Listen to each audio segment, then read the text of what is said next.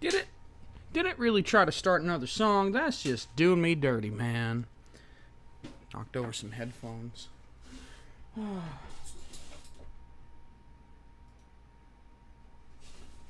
Alright. Let's, Oh, that's creepy, man. Seeing my arm just sitting there when I was facing the other way because the stream is delayed. It's like I can see myself in the past. And it's creepy. Just a sound check. Everybody hears me, I hope. Because if you don't hear me and you don't say so, then what are we doing? Crap. For some reason, I thought this thing was fat enough that it might have doors on the bottom and this would be pretty easy. It is not. It is also no longer this person's PC. So let's not take their name off, apparently. Hang on. So this sticker's not coming off. Alright.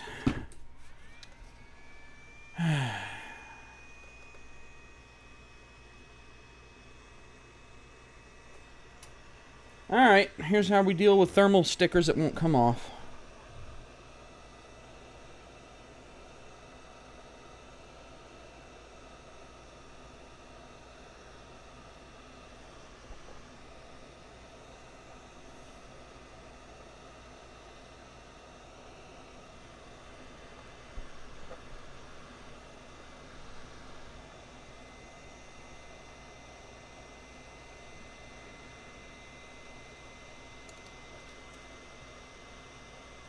Problem solved. I knew that this reflowing surface mounting heat gun was good for something, by golly. I just didn't know it was removing stickers instead of actual work. Let's point that at something that won't catch on fire. One sticker gone. Hey, that actually came off pretty well for a shitty, cheap Dymo label.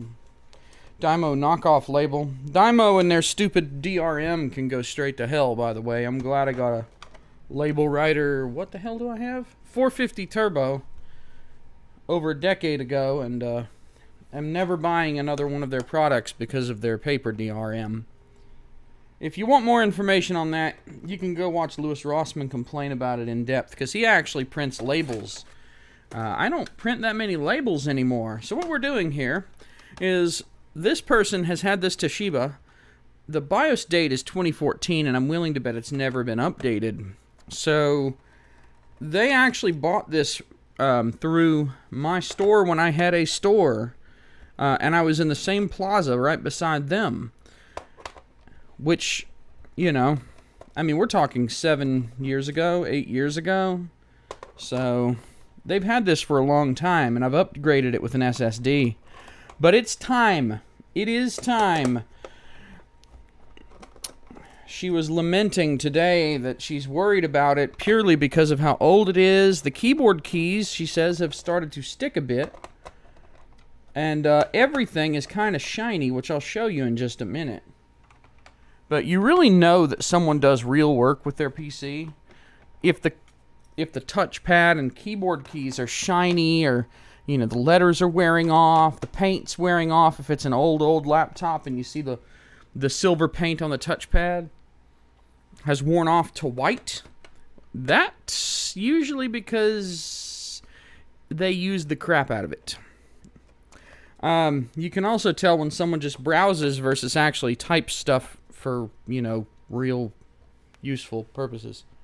Because if they type stuff, the keyboard wears out. If they just goof off with the internet, then all you'll see is mouse movements. The vast majority of what they'll do is mouse movements. So the touchpad will be nice and worn, and the keyboard will look pristine, like some kind of golden statue at the top of a pedestal in a cave that Indiana Jones watches a bunch of South American dudes die in.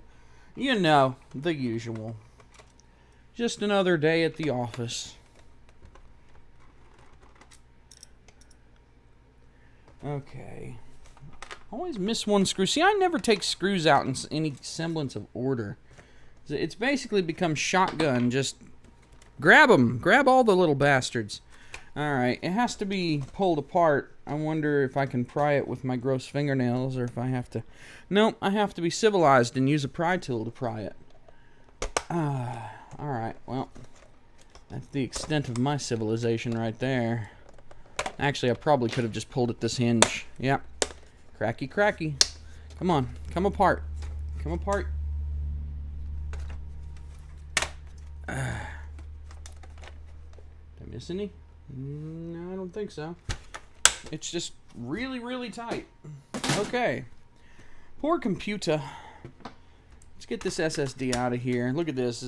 It's mounted in this rubber cage thing. Look at that. Jesus Christ. Now I'm going to need that rubber cage to mount something else when I refurb this.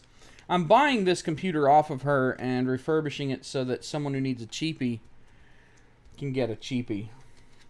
People ask for cheap computers all the time. Look at all this wasted space. I mean, there's so much empty here. Like, I could see someone, like, concealing their cocaine from the authorities in one of these things. Like, that's just the way it feels. It's like somebody is totally hiding drugs in this computer.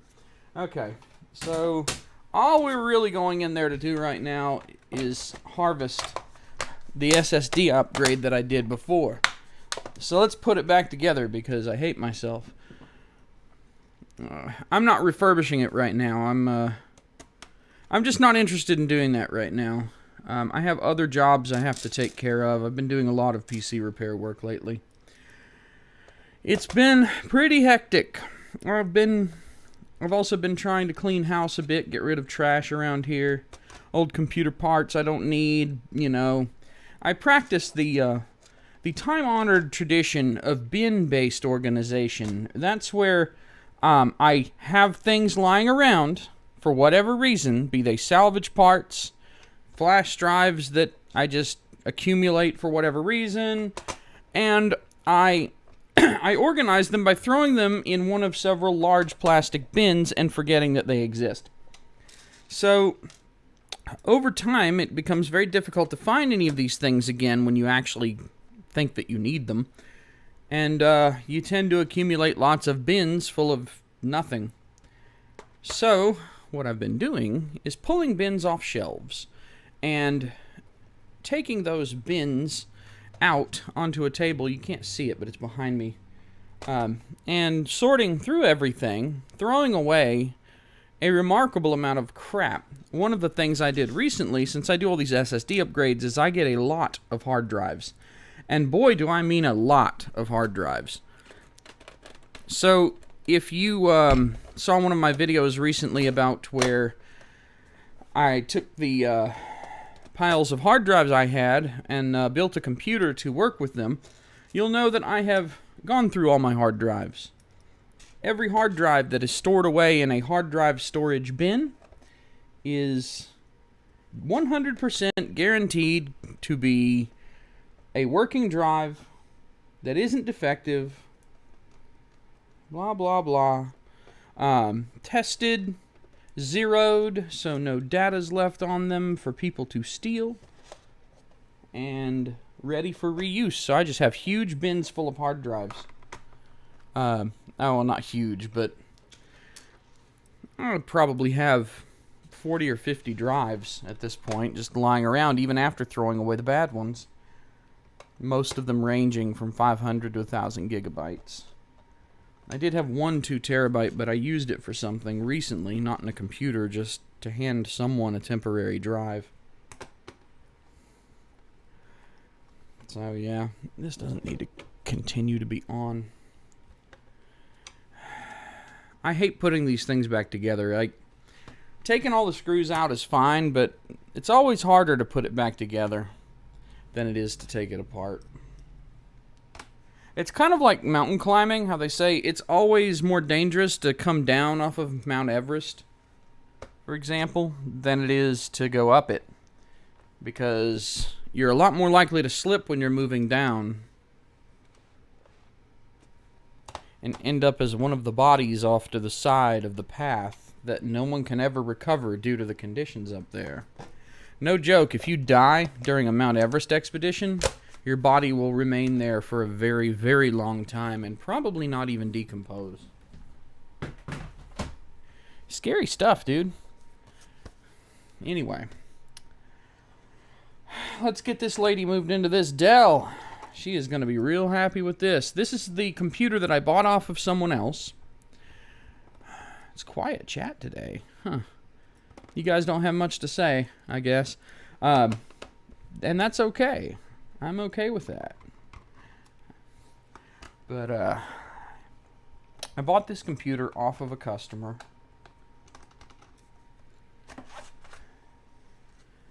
Because they didn't need it anymore. They got an even newer computer, and they were having me transfer their data over. So I did, and I offered to buy it off of them because it's an 8th gen Intel chip. And 8th gen Intel chips are were the stated minimum requirements for Windows 11. And I wanted to get my I mean, I can sell the computer, of course. But I wanted to get my hands on something that I could just run the Windows 11 installer on and not have to deal with any crap. And that's what I did.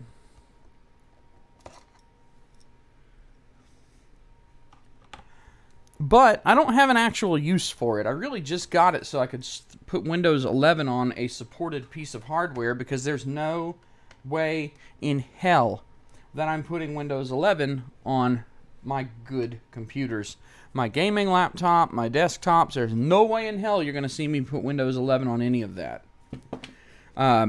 Some of you may remember that I actually built a Windows 7 machine, which, by the way, I still haven't fixed that FX9590. I still haven't gone in and tried to figure that out. But I did build another Windows 7 machine when no one was looking. The one that you saw all those disk controllers with the cables sticking out of. Yeah, I built that up. That was my old server, actually. That was my file server for years. And a AMD Phenom 2X6 1035T, one of the cheapest 6-core processors that AMD sold. That's right, AMD sold a nice, cheap 6-core processor back then. And I started off when I built... I had an Athlon 2... No, yeah, an Athlon 2X4? No. What was it? Yeah, I think it was an Athlon, or... It was something. A cheaper Athlon multi-core that I started with when I first started having a business, and I decided that I needed to build a nice fancy server to play with. I think I started out with an Athlon 2... I don't remember. I honestly don't remember. Maybe it was a Phenom. I had a quad core. I don't remember what it was, but I had a quad core, and I could swear it was an Athlon 2X4 or something. But, or maybe it was a Phenom. But I started off with a quad core server, and I think I bought or whatever, 4 500 gigabyte hard drives, which we're talking like 2009, 2010. Long time ago. And my first server, basically, I had 2 terabytes of storage, and I was big on trying to make sure that I had gigabit, because gigabit obviously had been a thing for quite some time, but you know, there was a lot that still didn't use it, but when I could get my hands on it, I wanted to use it. So I made sure that I at least had a gigabit network switch at the core of everything, a big fat... I think I bought a used 24 port to start out. I think that failed and I threw it away at some point too. But we ran network cables because I knew how to do that already before I started the brick and mortar shop. And we ran network cables back to my office. Also, I built an office. Maybe I should rewind. Do you people want to hear me tell the story, if you can call it a story, of how I opened up the retail computer repair business back in 2008. It was something, dude. But that may not be the thing you want to hear me ramble about. Maybe you want to hear me ramble about something else. I am soliciting your feedback in the live chat there. This thing is pissing me off, dude. Look at this. Why do they design this so that this dumb hard drive cable is under the battery? Like, do they just hate me? I mean, they probably do. Let's be honest. Someone at Dell is probably laughing their ass off watching this stream and just not saying anything. Because why would you want to tip him off that he's being screwed with? I also just realized this can take an NVMe solid-state drive, but the only NVMe drive that I have just lying around, I don't think it works. The last time I tried to put it in a computer, the computer did not finish, like, coming up. Like, it wouldn't even come up to a splash screen. Something was clearly not right. So I'm thinking the only NVMe drive I have lying around is bad.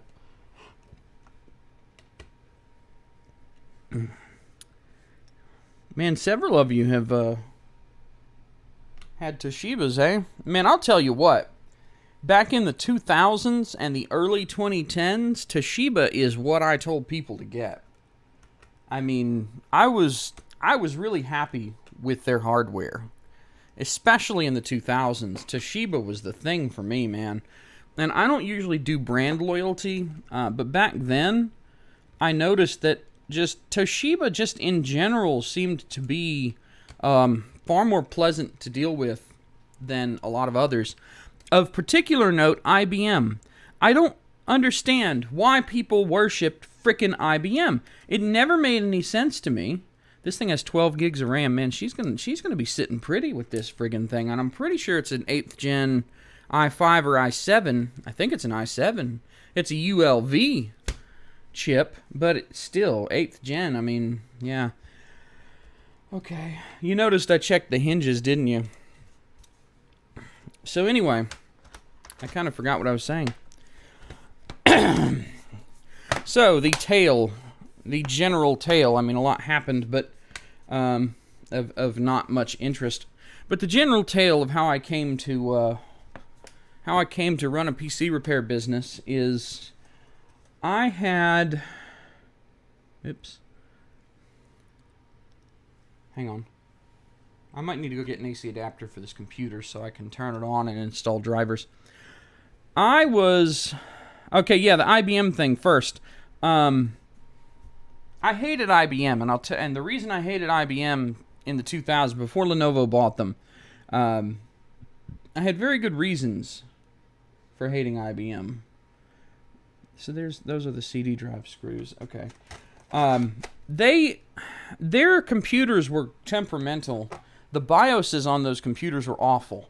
That really was the biggest problem. Like, for the longest time, they would just throw cryptic error codes, like just numbers. And they wouldn't, where every other manufacturer would give you detailed messages and all kinds of, easy ways to know what's going on, lots of configurability and so on. IBM kind of made their stuff obtuse.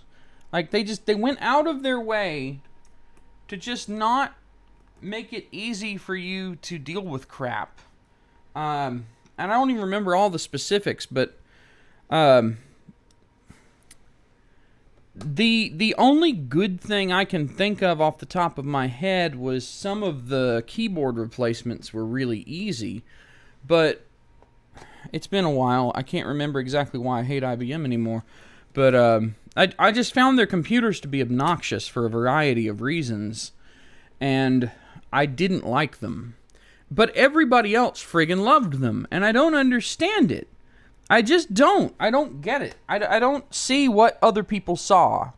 The only thing I can think of is familiarity. Like, oh, it's familiar. I've worked with this before, therefore it must be okie dokie.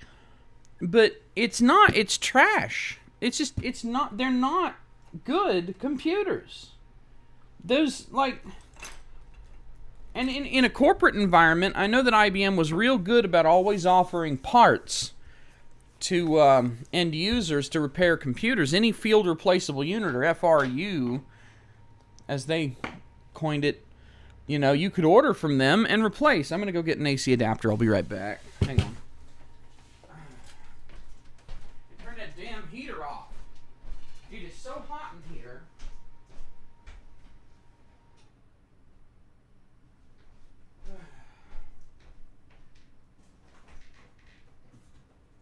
There's so many AC adapters too. Oh my god. I'll never find the one that goes to that one. I probably already sold it to someone, knowing me. All I need is one Dell LA45. One Dell LA45. It's all I ask. Wait a minute. I know where it is. I'm dumb. There you are, you sack of shit. Alright. I need to actually turn on a fan. It's too hot in here.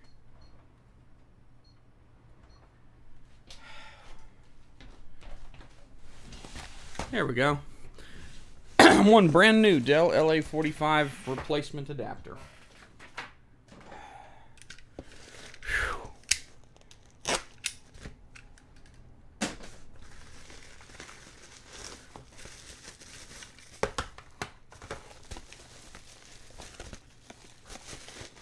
Woohoo. Anyway, IBM sucked. Let's just leave it at that. So, here's how it went. This is the general history of me starting TriTech Computers. Which at this point is just me sitting in my own home. But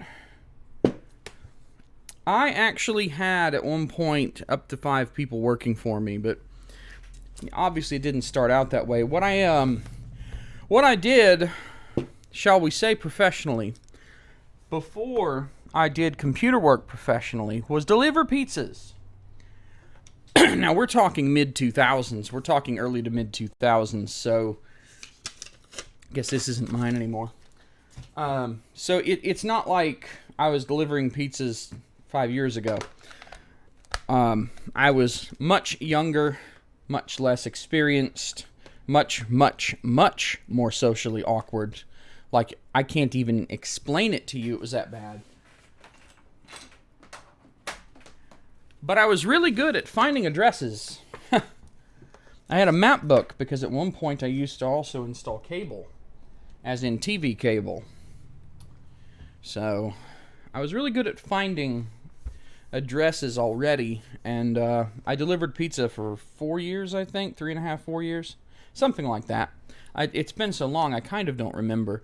So let's get this thing cranked up and see what we need to do about drivers. Ew, it says Dell. Ew. We don't need quite as much light. So I delivered pizza, which is just not the greatest job. It seems like it at first until you start having to pay to fix your car. Delivering pizza is actually the reason I started fixing my own cars, because it's not cheap to pay someone else to do the labor to replace your alternator. But it sure is a lot cheaper if you do it yourself, and an alternator was the first major thing I ever replaced on a car. And I replaced, in that particular car I'm thinking of, I replaced the blower motor myself. I think I replaced the starter. The thing was like 25 years old, but anyway, that's neither here nor there. While I was doing Pizza Hut, Papa John's, you know, just general pizza delivery, because it was easy, and you got to spend a good chunk of your job in your car listening to music or talk radio or whatever. But while that was going on the side, Craigslist wasn't really that well known on the East Coast yet. Big thing from California, but it wasn't as big on the East Coast, so I kind of got in early, and I started advertising computer services on Craigslist for the embarrassingly low rate of $30 an hour. I mean, I was like, you know, young and inexperienced. Got to start somewhere. But, so that's what I did. And I did that for years. And it got to the point that I had enough customers that in 2006 or so, when the manager of the place changed and the new manager sat there while I told them something that mattered to the business.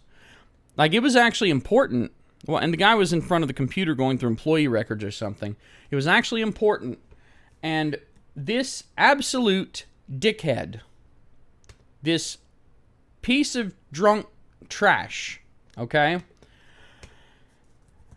After I spouted off 4 or 5 sentences about something that the guy really needed to know about, I didn't even get a look. I didn't even hear anything.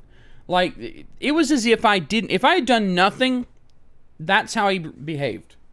And I got pissed off because it mattered. What I was trying to tell him mattered, and I was completely ignored. And there's no way that me standing 3 feet from the guy, there's no way he didn't know I was there. But he didn't say anything. He didn't acknowledge in any way. And so I got pissed, and the guy was already notorious for being a bit of a pain in the ass and possibly coming to work drunk. So what we ended up doing, I'm going to get this device manager situation figured out. What in the hell? That's a lot of devices. So what we ended up doing, or what I ended up doing, was I told everybody else I worked with, because, wait. That's what pissed me off. But then what changed everything for me and made the computer thing go from a side hobby to full time, made me quit my employment, was this dickhead. Okay? He comes in, he already doesn't listen to me. And then the next week, now I had gone down to 2 days a week doing computer shit, right? 2 days a week. Which is, I got 2 days a week of Pizza Hut, the rest of it was computer shit. So I'm not working very much. This new manager comes in, and the next week I'm scheduled like 2 days a week too. The week after that, the week after he pulled this ignoring game, this guy, he schedules me for most of the week, like 5 days, full-time hours. I'm down to like half a day, 2 days a week, and he schedules me for all of it. Like all of it. And I got very angry, and I told everybody that worked with me that I was going to simply not come in Friday because it was the worst day of the week, and I really wanted to fuck him over good for doing that to me. And I was like, I don't have to deal with this crap. I'm not going to ask the guy to change the schedule. I'm just leaving. Like, he already ignored me. Now I'm leaving. And he can go to hell, but I'm not going to let the people that I work with, I'm not just going to bail and them not know what's going on because they didn't do anything wrong. This dickhead did something wrong. So, that's what I did. I later found out the guy, because I had occasionally helped out at other stores, that the guy literally drove to like 2 other stores nearby to see if I was there instead of at his place because it was an extremely busy Friday night. I did computer work instead. I went out and I did repairs for people. I scheduled more jobs because now being an independent computer technician was my full-time job. God, why are these drivers taking so long to erase? So yeah, I didn't want to deal with that bullshit. And I know that retail and food service tend to be notoriously bad, but that was what did it for me specifically. That's what made me quit, and I have never been W-2 employed by anyone since, and that was in like 2006. Which is part of the reason that it's impossible to cancel me, because good luck getting to all my customers, Good luck getting my customer list and telling them how bad of a man I am. You're gonna use your fucking internet powers to nuke 16 years worth of customer backlog, and good luck. But anyway, that was in roughly 2006. In 2008, I saw an empty retail space here, and on a whim, I kind of just asked about it, and the seed was just sort of planted. I got a big, fat, nasty loan, and October 2008,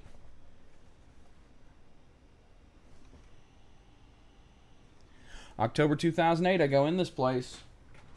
I need to get this off this towel. Yeah, there we go. Display driver just installed. Here we go. Here we go. Okay, drivers installing. Now what? See, Windows Update might just do a lot of the work for me, so that's what I'm waiting for. I mean, and honestly, most of the work is done at this point. Although I think I just nuked a printer, which was... Oh, yeah, I gotta activate it. I can't show you that. I have a super secret method for doing that. Oh, that's right. It didn't have Windows 10 on here. It had Windows 11.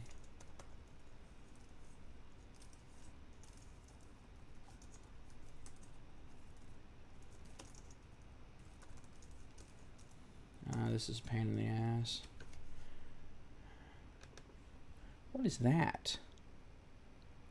What? Oh, friggin' Microsoft Office Upload Center. I don't even know what that does. I never figured out what that does. And I also don't care.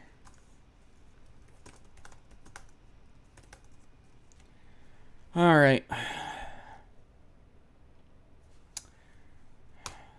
But anyway, back to the tale. In 2008, October 2008, I started opening this store. It was 25 feet by 50 feet, empty. I don't remember what it was before I came through. Now it's a Boost Mobile. But I had to build walls, paint the place, you know, just generally get it suitable. I have some really bad pictures of myself from back then too. It's not great. I was still not a happy person in a happy place. I'll just put it that way. But man, I got it done. Oh, that's right. There's a fingerprint reader built into this power button. What model are you? I bet you guys want to know what I'm working on. I would also like to know what I'm working on. Yeah, it's an i7 8550U. Ultra low voltage i7. So not really an i7 because nothing should have a performance number on it if it's also ultra low voltage, not performance. Screw you. I don't understand why they label anything with a U or a Y or whatever an i7. The BIOS date's 2021, but I've probably updated it. It's an Inspiron 5570, so it's probably a 15-5570. Isn't that great? Let's see. Hey, you mentioned the Tritech Service System stuff. Yeah, I need to repackage a new release of that. Maybe what I should do is work on that, because I've actually got to recompile a lot of the stuff behind that before I go telling people about it too much. But yeah, I can show you what I do. Now for this, all I'm doing is moving this hard drive over and getting the drivers installed, and that's basically it. So this computer's not a good one to show off that service system stuff, but I can... Oh, it didn't nuke the printer. That's good. Well, I guess we'll find out the hard way if things go south, huh? Let's see what we got here. Yeah. It wasn't USB, that's why. Okay, good. So hopefully that's not completely ruined. But if it is, I'll be back out there to fix it. Okay. I think the fingerprint device is the only thing that didn't get picked up. Let's check the sound. Always check the sound drivers. Nope, they got picked up. The fingerprint device is the only thing that didn't, and to be completely honest, she's not going to use it. She doesn't even have a password. So I'm probably just not going to bother. Okay, I think I'm done. I think I'm done with this. I think that this is all good. I probably should, real quick, one of the things that I like to do before I go sending a computer out is just a real quick cleanup. My little compression batch file, which, by the way, I'm going to type it right here. Actually, let me go browse for it, and then I'll put it in. But I'm going to send all of you a link, if I can get the thing to come up. There we go. No, that wasn't it. I'm gonna send you a link to something in the chat that you guys are gonna love. Specifically, you probably should look under batch files, but here you go.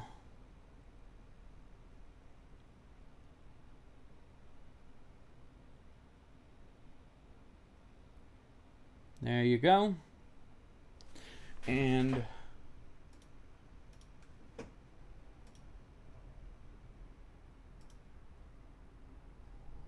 there you go. Okay. So the verdict is almost half and half. A slight majority missed Toshiba laptops. That's probably one person. Thanks, Steve. So if you go to that GitHub link that I just posted, under the snippets, which is just my miscellaneous scripts and such, you will find, let's hit view code here, under batch files, there is compress Win10 with LZX, which is one of the batch files I throw straight into the Windows folder. You can actually see it. If this thing is set to autofocus, right? Good. Yeah, you can probably just see it right there. Okay, be that way. Don't show it to them. See if I care. Yeah, but there you go. This one right here, compress Win10 with LZX. There's an unattended one too, but you need the Nearsoft, N-I-R-S-O-F-T. You need their Near CMD software for that. But the regular one, the regular compressor, what it does is it compresses all of Windows 10 or 11 with LZX compression. It compresses your program files, your system, you know. So it's what this batch file is doing right now with the crap you see scrolling across the screen. Most of it's already compressed though, so I'm not super worried about it. And then I defrag C:/U/V. Maybe I'll just throw a /L just to do a retrim instead of a full defrag. Yep, there you go.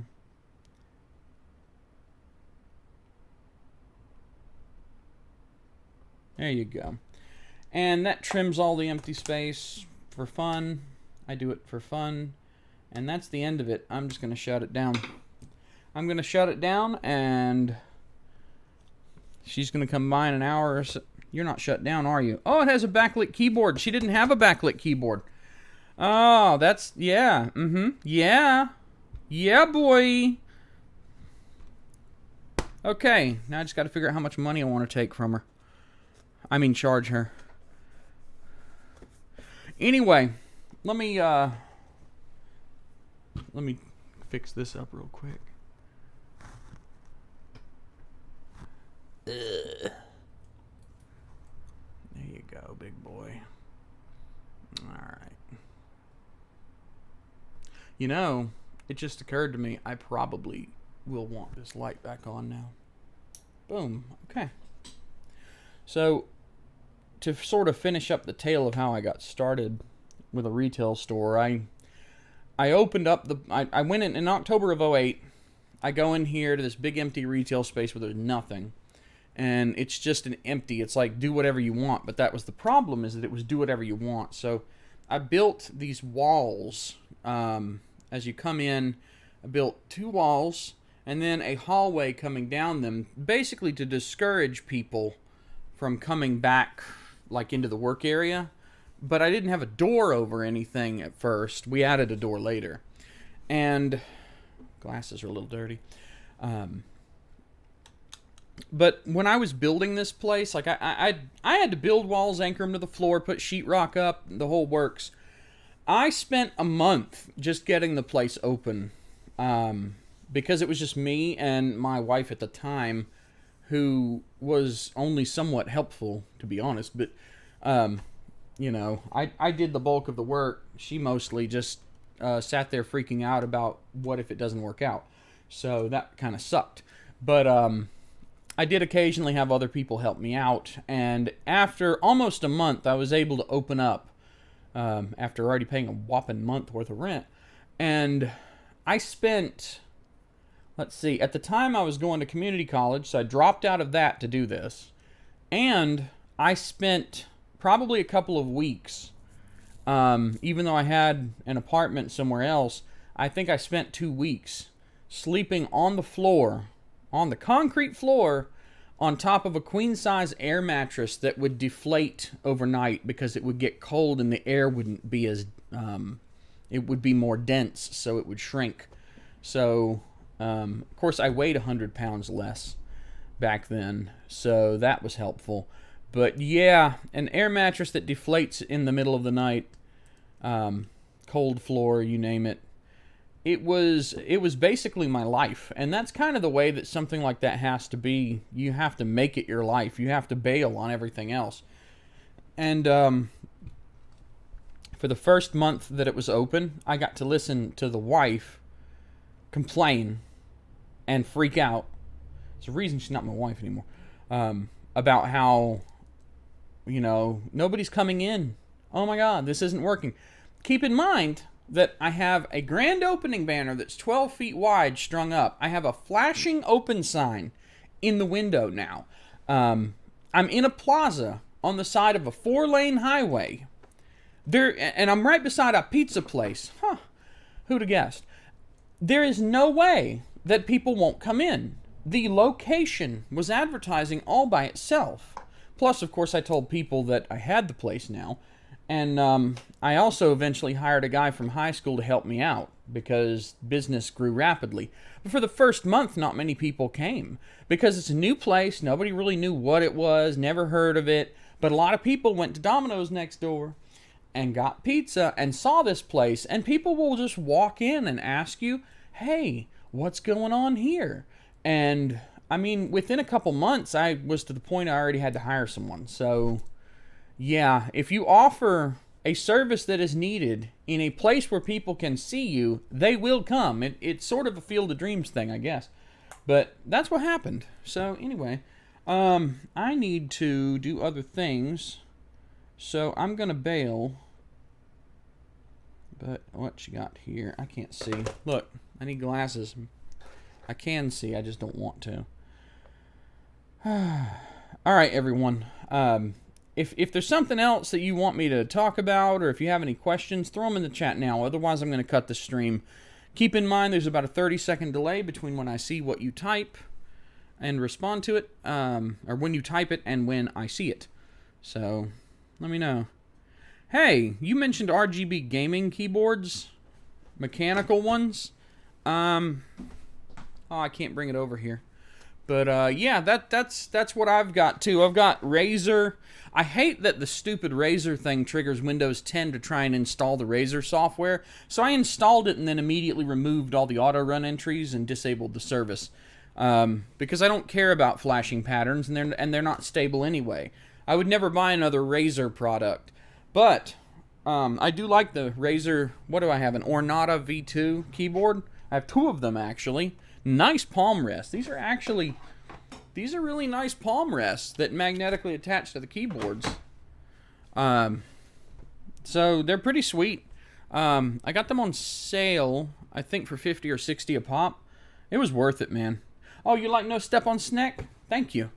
Yeah, it's I got that at the Strawberry Festival up in Stewart, Virginia.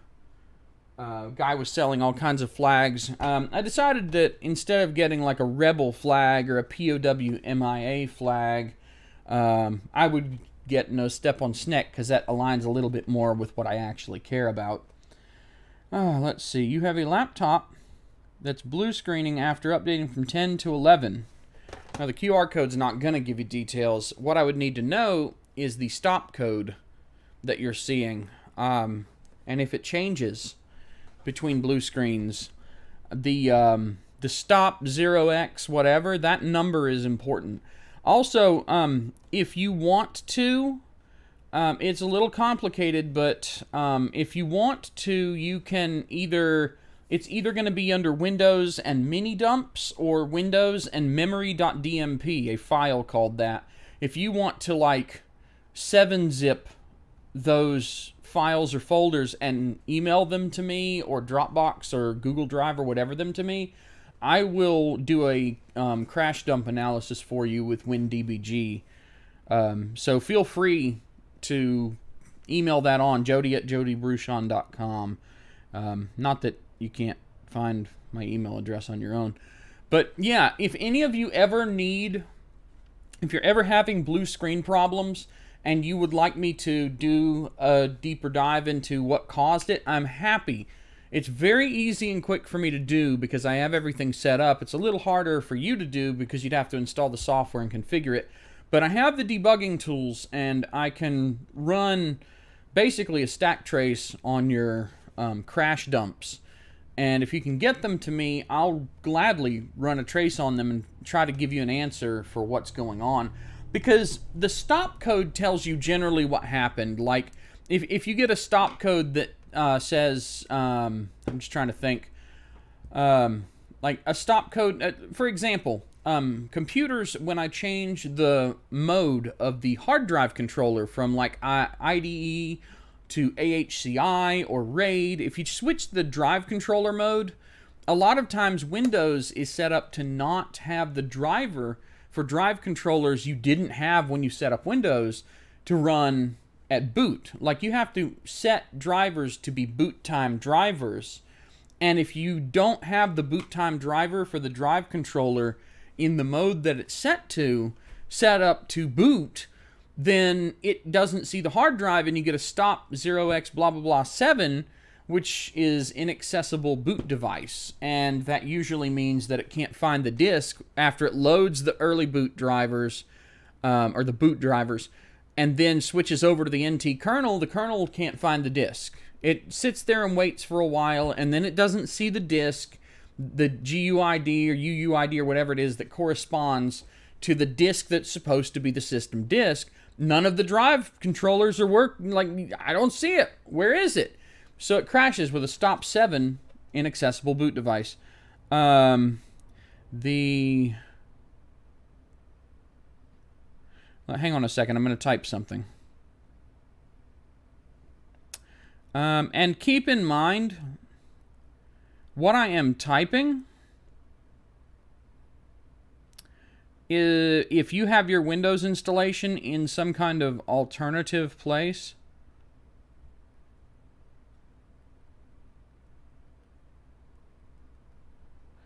then, like, for example, back in the day, Windows 2000 and NT would install in WinNT instead of Windows. And some XP people, or images and such, would have WinNT instead of Windows as well. But here's the info you're asking about in the chat. Yeah, I'd be happy to give you a trace. If your Windows 11 crashed when starting a backup with Acronis, chances are pretty good that Acronis is running some kind of, they've got some kind of driver that they've installed to get low-level access to the disk. There's a very good chance that it just doesn't play nice with Windows 11. And you may want to just get an update to that software if that's what you're doing. Also, just so you know, I don't remember off the top of my head, but I think that even in Windows 11 you can still pull up the file history backup screen and click the thing that gets you into the old Windows 7 backup system. That backup system, at least as of Windows 10, and I think Windows 11 too, that backup system can back up whole disks. Like, it can take a disk image that you can then restore using an install disk or a recovery disk. Recovery disk, sorry. That the Windows 7 backup is objectively superior to Windows 10 and 11 file history. And it's still there. And I still tell a lot of people to use it. I even drag them out a shortcut from the control panel or whatever onto their desktop so they can get to it quicker. Yeah, if it's up to date, I don't know what to tell you. Kernel security check failed. What the fuck? What? Hang on. I'll look that up for you. That's weird. I haven't ever seen that one. Kernel security check failure 139. Is that about right? 139. According to Microsoft's Windows debugging tools, the kernel has detected the corruption of a critical data structure. Important. This topic is for programmers. Well, fuck you. I'm a nerd. Let's see. I guess I am a programmer. Parameter, type of corruption, trap frame, exception. So there's all this detail that I would have to know all the stupid numbers that come outside of the stop numbers. But something is corrupting. Yeah, something's damaging something, and there's a lot of somethings. Like, holy shit, look at this. Look at this list. It just doesn't end, dude. This list doesn't end. It's just, you can focus. I'll let you. Is it focus, you scumbag? Look at it. Look at this list. This is insane. You dick. Stop focusing. Focus, you bastard. God almighty. I just want to show them some nerdy phone stuff. Yeah, look at the size of the list down here. Look at all these things that can cause that one error. Yeah. Oh, and then it says cause, you dicks. All right, whatever. The bottom line is something's getting corrupted. It's basically a memory corruption error. There's a good chance that you probably should be doing things like running a memory test. You know, it could be a driver that's mangling it. And yeah, you said, well, there you go. You traced it to WinButter. I wouldn't run any alternative file system drivers. I've never had. Every time I've ever run any kind of thing like Doken for SSHFS, the X2 driver for Windows, like any of these alternative things where you can pull in like Unix file systems into Windows, it always seems to cause problems. I actually lost a bunch of data because the X2 or 3 driver for XP back in the day that someone had written blue screen to the computer, and the problem is thanks to a combination of moving, meaning that it copies the file and then deletes the source, plus write back caching. The writes, when they're issued to a disk, don't immediately go to disk. They get flushed later, and the elevator algorithm schedules them to basically sweep the hard drive head back and forth and write the data along the way, instead of immediately flicking to the place where the one write tries to be. It tries to set it up so the head is doing this instead of and the problem is that when it crashes, all those delayed writes are lost. Oops. Oopsie doodle. So I don't load any alternative file system drivers into Windows just because of that. Windows is an unstable little bitch when it comes to that kind of stuff. And it's just, I'm going to tell you right now, like, Windows has come a very long way, especially from the days of 98. Windows 2000 and XP were the greatest things ever because they were NT based and they didn't have all the stupid buggy problems. You know, they actually used protected mode and all that. Like, it was a vast, like, the uptime alone just skyrocketed with XP's introduction. So many problems stopped existing, and it was a beautiful thing. And Windows got better over time. There's a lot of things that are stupid and crappy about it now, yeah, but I'll tell you one thing that I generally don't deal with is crashes. I don't have crash. Actually, what you got over here? Task Manager, Performance tab, CPU, Graph.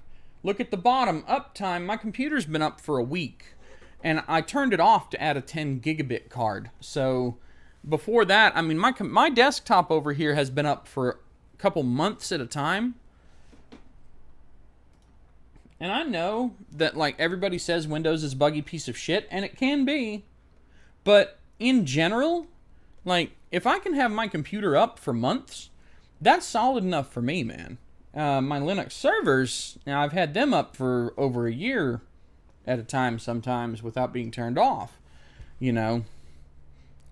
But anyway. I don't trust ButterFS. I don't trust it. I don't trust it at all. I would never use it. I have no interest in ever using it. I don't really know why anybody uses it, to be perfectly honest. If you want the dedupe feature, where you can do block level deduplication, you can do that with XFS now. XFS in more recent versions, XFS can do copy on write block level deduplication. So yeah. And my JDupes tool can actually, with the capital B option, can do that find and deduplicate of files that are identical. It can merge the data but not the inodes. So you can do that. So that it's not just a ButterFS thing anymore. And I guess my problem is it's been in development for over a decade and it's still not really stable. Like, it's stable, but it's not. Like, there's always another problem around the corner with this damn thing, and I just don't trust it. I can't trust it. There's no way that I would use it. I understand that people have been developing the crap out of it, but I don't trust it. I don't trust ZFS either. Partly because it's not something that was written for Linux in the first place, and it has to be tacked in using Fuse, but also because this is the thing, okay? A lot of people don't understand that if you add complexity to a system, you add points of failure. You add ways for things to screw up and cause you a problem. Simple is better. Simple is better if no other reason than the fact that humans wrote the crap, okay? Humans have to write the software. And the more complicated the software gets, the more scenarios exist that you would have to test for and think about and all that. And if you think about just like a function that takes just like an 8-bit integer, okay? 8-bit unsigned integer as an argument. That immediately has 256 possible outcomes. Just one 8-bit integer as the argument. 256 possible outcomes. You start stacking stuff. I mean, you've got pointers to data structures. Oh, if something goes wrong with that, don't even ask, dude. But this is the thing. If it's more complicated, you shut up. If it's more complicated, something can go wrong more easily because there's no way that everyone has tested every possible path that things could go. So they're usually only going to test for things that are problems. Like, oh, we know we've had this bug. Maybe if we have a test suite, we have a test suite that checks to see if that bug has been reintroduced. And that's it. Usually you test for things that have gone wrong before, or you run tests to make sure that certain critical things come back correct, like they don't return wacky values or whatever. People don't test complex systems for every possibility because it's a statistical impossibility to do so. So if you have to take something, a file system layer that runs in kernel mode, right? At least in the case of ButterFS and XFS, runs in kernel mode. This thing can crash your computer. It can hose all kinds of stuff because it runs at full privilege. And then you want to take it and instead of just doing directory entries and inodes and, block allocation maps of whatever sort. I'm showing my Commodore 64 heritage on that one, aren't I? But, instead of a table of allocations and directory entries, you want to take that, and now you want to add snapshots in the file system, at the file system level. Oh, and now you want to add CRCs for all the data. Oh, and now you want to add deduplication of all the data. Well, think about this. First of all, the deduplication thing adds a whole layer in and of itself, because what do you have to deduplicate? Now you can't trust that an inode and an extent that's allocated for that inode is that inode owns that extent. Now, any inode can own any data extent. So now you have to have another structure to track that. And then you've got CRCs for everything. Well, now you need another data structure to track that. What if something goes wrong with the whole CRC algorithm? What if there's like an integer overflow or something? Oopsie, The more features you add, the more problems can occur. The more complex it is to check for correctness. And they're adding these features to XFS too, but like ButterFS already has like RAID built into the file system. And ZFS has the same problem. You're taking the file system and making all these other functions that should be something else that sort of sits on top of or just hooks into the file system from a separate place as integral parts of the file system. While there are some benefits to that, yeah, now you have, okay, let's use the car analogy because cars analogies always work in tech. What's the difference between my Mitsubishi Mirage and a Mercedes or BMW? The big difference, other than the fact that my car is way underpowered by comparison and a lot lighter and so on, it's a much simpler car. A Mercedes or BMW is a car designed to have a ton of features, fancy shit, which means there's processors and computers everywhere in that damn car. There's sensors everywhere in that damn car. There's all these components. They all do different things, and they're all in some way dependent on others. If you were to draw a dependency graph of how things in the car work, you just had all these lines going everywhere, mine might look like a small, simple spider web, but the fucking Mercedes is going to look like somebody took a box of spaghetti noodles and threw it on the floor. And that's the problem. Like, oh, something completely unrelated to engine function went poof. But hey, Mercedes is just going to be like, hey, there's something wrong with your car. We're refusing to start it or whatever.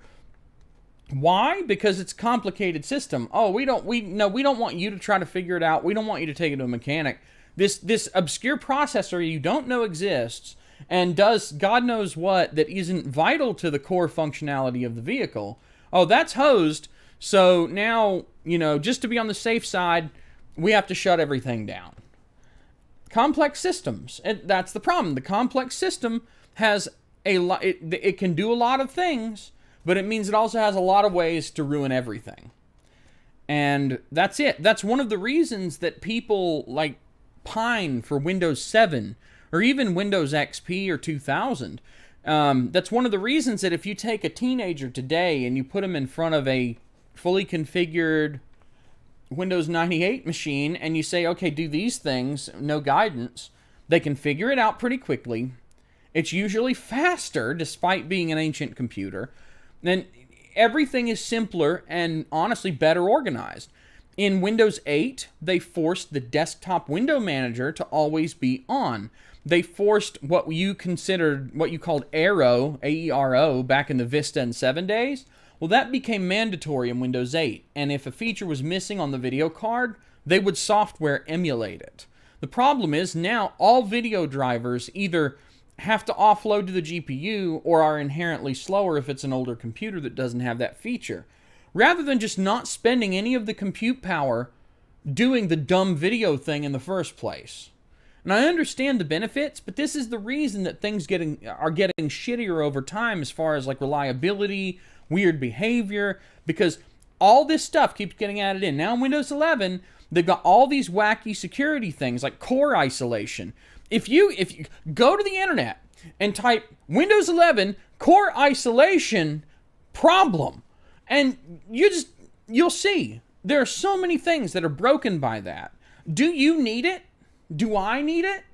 Does anyone who's not in some sort of sensitive environment, I'm just a dude who yells at a camera and, I don't know, draws furry porn or something. I can't even draw, but tells people that I draw furry porn on stream, and I don't need core isolation. I don't care about the Spectre CPU bug. I don't care about any of that stuff. None of that is a problem for me. No one gives a shit about me and my computers. Nobody is trying to infiltrate my shit. Nobody cares. I don't care. I want my computer to perform as reliably and quickly as possible. And I don't care about your stupid security mitigations that address problems I'm never going to run into. Anyway, what do I think about DCH? Well, I don't know. I really just don't know. I don't care that much, partly because, honestly, we're at a crossroads where either you accept the Windows 10 and 11 life or you go Linux or Mac OS. Microsoft owns Windows 7. They're not going to update Windows 7 to be able to support newer hardware. Some newer hardware is a pain in the ass to support with Windows 7 anyway. So, is there even a point? It's I don't really care because I don't think I need to care. If the drivers work, then I don't care. If the drivers don't work, then I do care. And that's just it.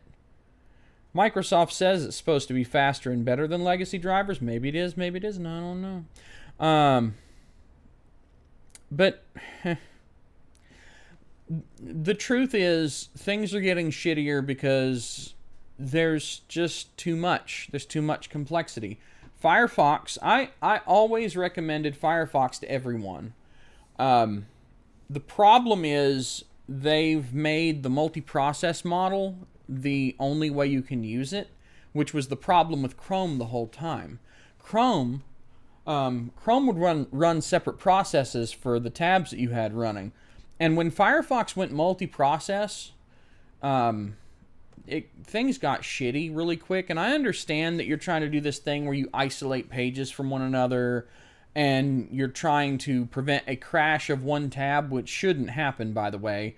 You shouldn't be crashing, but browsers are complex, from crashing the whole browser. But the problem is, once Firefox did this, all of a sudden it became slower than dog shit. So now, like, I'm sitting here like, okay, Firefox threw away the old plugin structure. So now stuff like Tab Mix Plus, the best plugin ever, don't work anymore. And I've even got WaterFox Classic, and it's still glitchy as shit even on that, and I can't use that browser for half the stuff anymore. But you threw away the old plugin infrastructure, which was a big reason to use Firefox over Chrome, and you adopted Chrome's plugin infrastructure. Okay, I mean, there are arguments for doing that, but what the fuck, man? Okay, but then, on top of that, you add this multi-process crap, and supposedly, I'm the customer, right? How am I going to benefit from adding this feature? Okay, a crash of one tab, which is something that, I gotta be honest, almost never ever happens. Like, ever. I don't have browser tab crashes. It just doesn't really happen. It's so rare that I'm amazed when it does. So, a browser tab crash doesn't take out the other tabs, but if I start the browser back up, it should just reload my tabs anyway. I mean, I don't care. So, you're not benefiting me in that regard. You're just making my shit slower. Oh, you can isolate this tab stuff from that tab stuff, so that tab doesn't have some backhanded way of spying on this tab stuff? Okay, I guess. But if that's a thing that exists, that's a problem with the way that you've written the software. And I'm like, how big of a risk surface are we really talking about? So you're protecting me from things that I look at and I go, this is like 99.99999% certain to not be a thing I have to give a shit about. It's never going to happen to me. And if it does, will I even know that it happened? Will they even be able to exploit it? Chances are pretty good that I don't have to care. But you're making my shit slower to do it. So you're protecting me against things that aren't a problem for me, most likely. And you're making everything run like crap in service of this noble goal of protecting me from shit that's probably not a risk. Thanks, guys. Thanks so fucking much. Yeah. The easiest way to not get ransomware is to not run Windows RDP servers and to not run random executables that your browser hands you. I've never been hit with ransomware because I don't do stupid shit. One of my customers who got hit with ransomware because it was 2018, 2019, and they were running a Windows Server 2003 system that should have been replaced a decade ago. They weren't running backups, and they had remote desktop protocol open on a public port on the public internet on an unupdatable Windows Server 2003 machine. Yeah. And I tried to get them to move to use something like Ultra VNC because it's not RDP. People just don't really target VNC. They target RDP because of exactly that situation. So yeah, that went really poorly.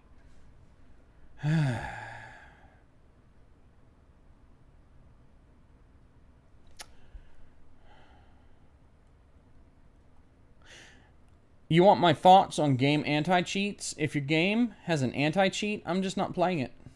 Fuck you. I'm not playing it. I don't generally game. The gaming that I do these days is either emulators or visual novel style games that are free. Or name your own price on itch.io. I will probably never play an online multiplayer game again. Because I'm not going to set up an account, Like, it was one thing back in the day when, like, with Unreal Tournament or StarCraft, you could set up a LAN game, you could set up your own server, but this shit where it just goes through these major gaming companies that want you to install stuff that's basically a rootkit on your computer, and, like, no, fuck you. I'm not doing it. If I want to play your game, I'll pirate it.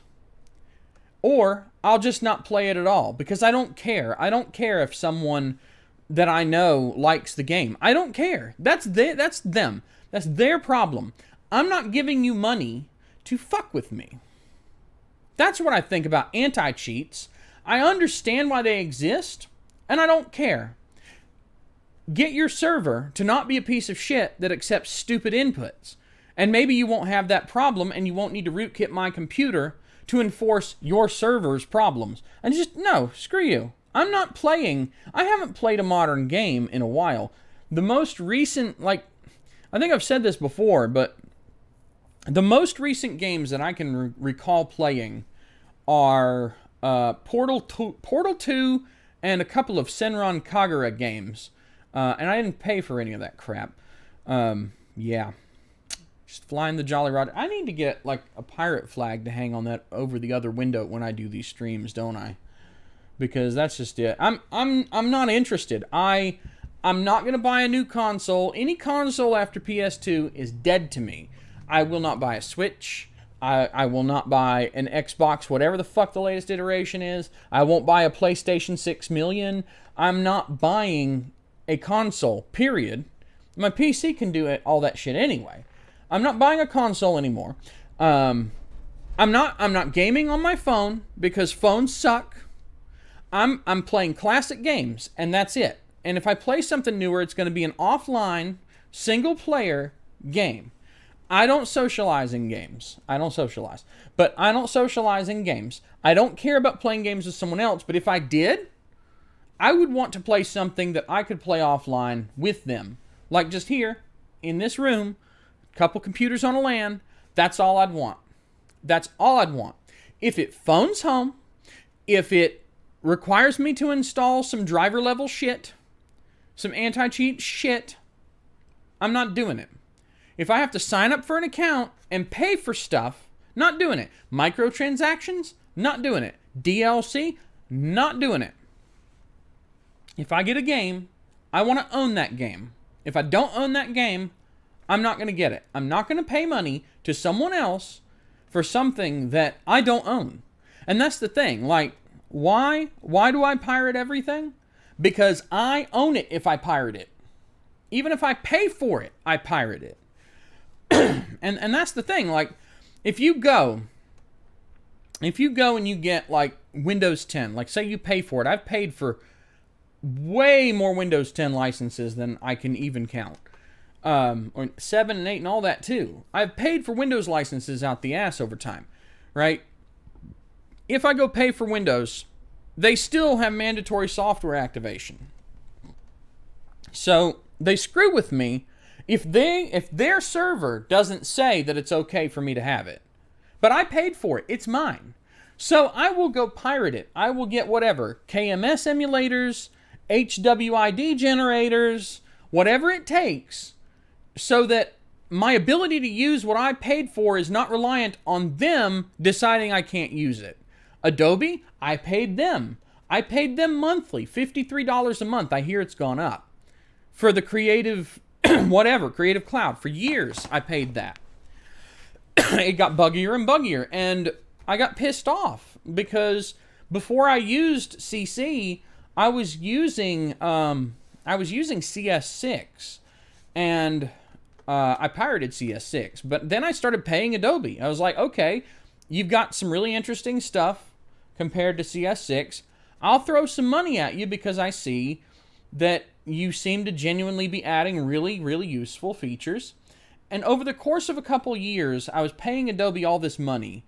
And I realized that every time something updated, every time I got a new version of their software or a bug fix, it seemed to make things worse. It actually got worse, if you can believe that. The Adobe suite got worse. I'm paying them money to give me a progressively shittier product. So I was like, fuck this. Why am I doing this? Why? What's wrong with me? Why am I giving you, what is it, 50 times 12 is 600. So it's $636 that I was paying yearly. So I gave Adobe at least $1,200, possibly more, to give me software that got worse over time. So I got all the stuff for 2018.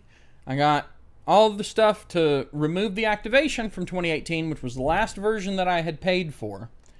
And I ripped it out. I ripped out all the Adobe crap. You know, all the stuff that locks it back to your account, gone.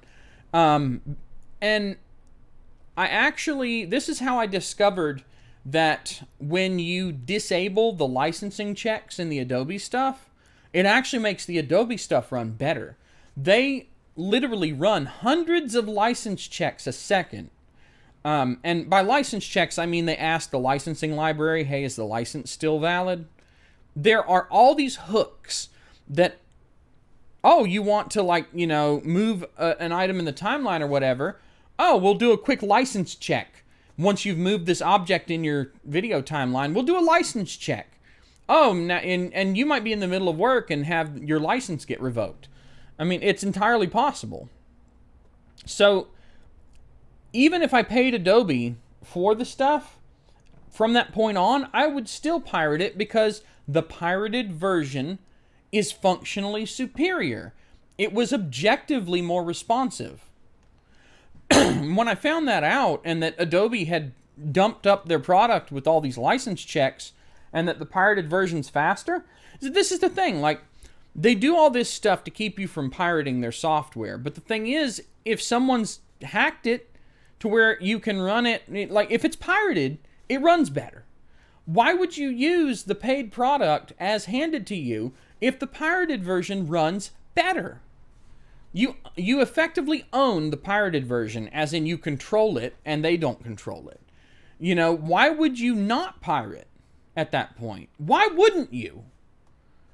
And the problem is, all these companies that make all these games, that make all these programs, they could get everyone, not everyone, but they could get a lot of people to stop pirating this stuff practically overnight if they offered it at a reasonable price, without bullshit activation, without being crippled by their licensing bullshit.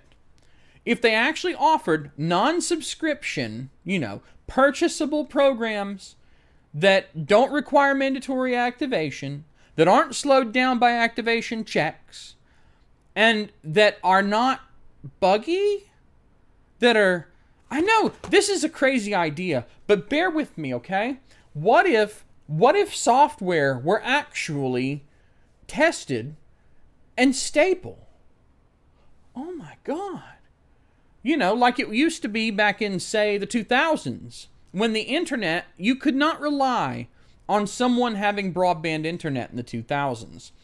The 2000s were sort of a golden era because not enough people had high-speed internet yet that you could rely on it. You still had to ship a well-tested, bug-fixed, relatively good product because you could not ever count on that customer being able to get updates to it. And you couldn't count on them, you know, you couldn't count on the whole activation thing because, I mean, think about it for a second. The activation thing requires an internet connection, and some people still didn't have internet at all. Some artists might want to use Photoshop, may not have internet. And yeah, there was phone activation, but like, especially the early 2000s, you saw the beginnings of activation, but most people didn't use it. You saw updates over the internet, most people didn't use it, which meant they had to ship a good product that worked and was reliable because they may never get to ship you another product. And that might be the thing that puts a nail in the coffin to where they never buy your product again. Now, they literally, like, there was a game, I don't remember what it was called, but there was a game that was released, I can't remember what console either. They pushed it to market, pressed discs and everything. People bought them, took them home, stuck them in their PlayStations or whatever. And all the disc did was download the game that they didn't have finished in time for shipping. The whole, like, whatever, 600 megabyte game to your hard drive on your console, they never even finished the game. That's how bad things are. They don't even have to finish a product. They don't have to make a product good. They just have to have it exist. And that's the problem. We live in a world now where every product is just good enough that it can exist and be a thing that you can get and maybe use. Nothing has to be polished. Nothing has to be good. Everything's a fucking prototype, and that's the problem. I'm going to stop it there. Yeah.